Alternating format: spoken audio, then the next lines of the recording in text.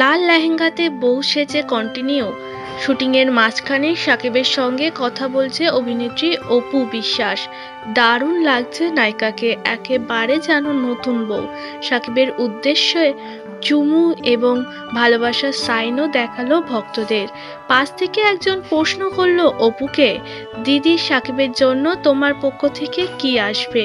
নায়িকা বলে, আমার পক্ষ থেকে সর্বদা সাকিবের জন্য ভালোবাসা।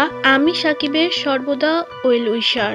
ও আমার সন্তানের বাবা। আমার কাছে সে রেসপেক্টেবল পারসন।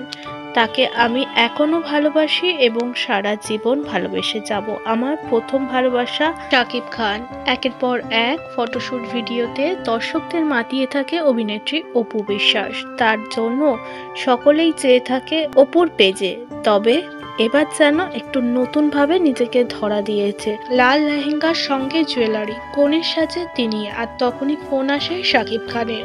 সাকিবের সঙ্গে কথা বলতে বলতে হেসে ফেলে অভিনেত্রী অপু বিশ্বাস, কারণ ওই সেটে তখন অনেকেই প্রেজেন্ট ছিল, ক্যামেরাম্যান থেকে মিডিয়া পার্সন, যাদেরকে দেখে অপু বিশ্বাস আর নিজেকে কন্ট্রোল করতে পারেনি। লজ্জায় লাল হয়ে পড়ে তিনি, এবং যে ভিডিওটা ভাইরাল হয়েছে রীতিমতো সোশ্যাল মিডিয়ায়।